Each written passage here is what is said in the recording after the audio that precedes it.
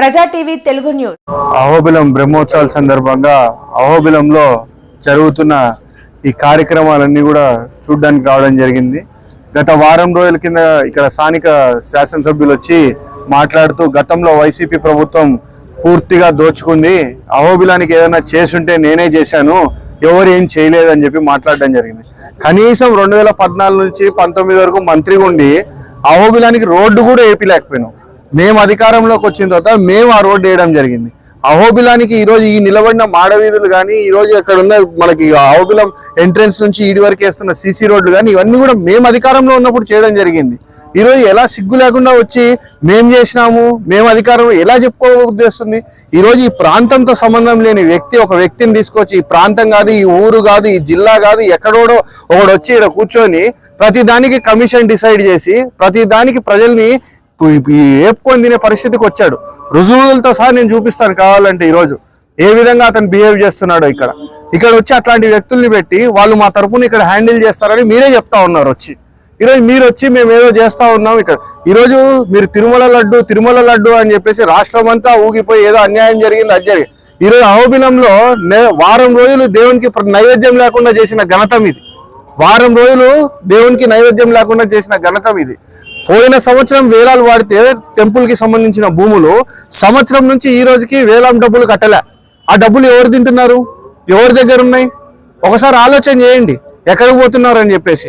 ఈరోజు ఇలాంటి కార్యక్రమాలన్నీ చేసుకుంటా మళ్ళా వచ్చి మేమే చేసింది, మేమే చెందింది అని చెప్పుకోవడానికి ఎలా మీకు నోరు వస్తుందో నాకు అర్థం కావడంలే. ఈరోజు ఇంత అవినీతి జరుగుతుందంటే ఈరోజు ప్రతి దాని దగ్గర ఈరోజు అహోబిలంలో ఒక ఉద్యోగస్తుడు ఏదైనా చిన్న తప్పు చేసి టెంపుల్లో సస్పెండ్ అయితే ఆ సస్పెండ్ అయిన వ్యక్తిని ఉంచాలా, తీసేయాలా, లేకపోతే అతనికి పనిష్మెంట్ ఇచ్చి మళ్ళీ తిరిగి తీసుకోవాలా అని డెసిషన్ తీసుకోవాల్సిన అధికారం ఎవరికి ఉంది? టెంపుల్కి ఉంది. ఆల్రెడీ వాళ్ళు సుప్రీంకోర్టులోనే వాళ్ళు ఆర్డర్ తెచ్చుకున్నారు. ఏమని తెచ్చుకున్నారు? గవర్నమెంట్ కి ఈ టెంపుల్ కి సంబంధం లేదు, ఇది పూర్తిగా మఠానికి సంబంధం అని. అంటే అడ్మినిస్ట్రేషన్ కూడా పూర్తిగా మఠం చేస్తుందని. అటువంటి అడ్మినిస్ట్రేషన్ లో కూడా మీరు దూరి ఎవరైనా సస్పెండ్ అయితే వాళ్ళని ఏ విధంగా బెదిరిస్తున్నారో మీ వాళ్ళు అందరూ చూస్తూనే ఉన్నారు. ఈరోజు కళ్ళు మూసుకొని పిల్లి పాలు తాగుతూ ప్రపంచంకి తెలియదు అనుకుంటే అది చాలా అవాస్తవం. ఈరోజు మీరు చేసే ప్రతి ఒక్కటి రికార్డ్ అవుతా ఉంది, చూస్తూ ఉన్నారు, ప్రజలందరూ కూడా గమనిస్తూ ఉన్నారు. ఊరికే బుల్డోజింగ్ లాగా కూర్చోగానే మేం చేసినంత ఎవరు చేయలే. మీరు ఏం చేసినారు? మన జగన్మోహన్ రెడ్డి గారు అంకెలతో సహా చెప్పినారు మీరు ఏం చేసినారు, మీరు ఈ 8 నెలల్లో 9 నెలల్లో ఏం చేసినారు, ఏం ఒరగబెట్టినారు ఈ రాష్ట్రానికి అనేది అంకెలతో సహా చూపించినాడు. ఏం చేసినారు మీరు ఈ రాష్ట్రానికి?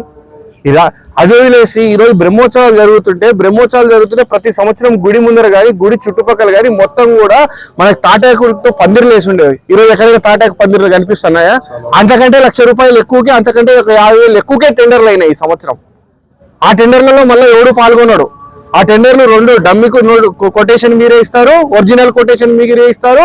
ఆ కొటేషన్ ఓకే అవుతుంది, ఆ కొటేషన్ కి తగిన పని కూడా ఇక్కడ జరగడం లేదు.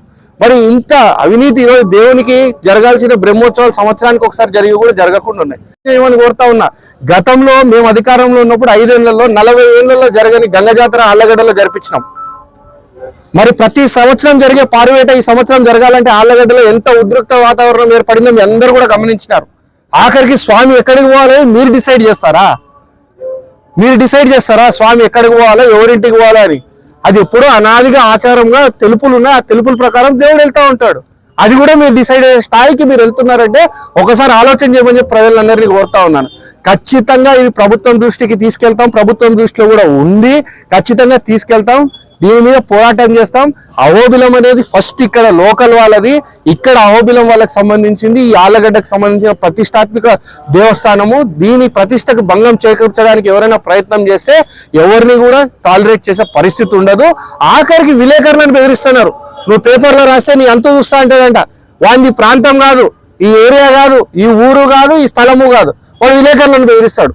నువ్వు రాస్తే నీ అంత చూస్తా అంటాడు. ఒకసారి చూడమని కోరుతా ఉన్నాను. చూస్తే అతనికి కూడా ఆళ్లగడ్డ పరిస్థితి ఏంటో తెలుస్తుంది. ఆళ్లగడ్డ ఈరోజు ఎంతో ప్రశాంతంగా ఉంది, అదే విధంగా ఉండాలని కోరుకోండి. ఇట్లాంటి anti social elements, rowdy elements ని పెట్టి భయభ్రాంతులకు గురి చేసి ఏదో మీ జోబులు నింపుకోవడానికి బెదిరిస్తే ఎవ్వడు భయపడడు, తాటాకు చప్పుళ్లకు భయపడే పరిస్థితి ఉండదు. అటువంటి పరిస్థితులు క్రియేట్ చేయొద్దని చెప్పి కూడా నేను కోరుకుంటా ఉన్నాను.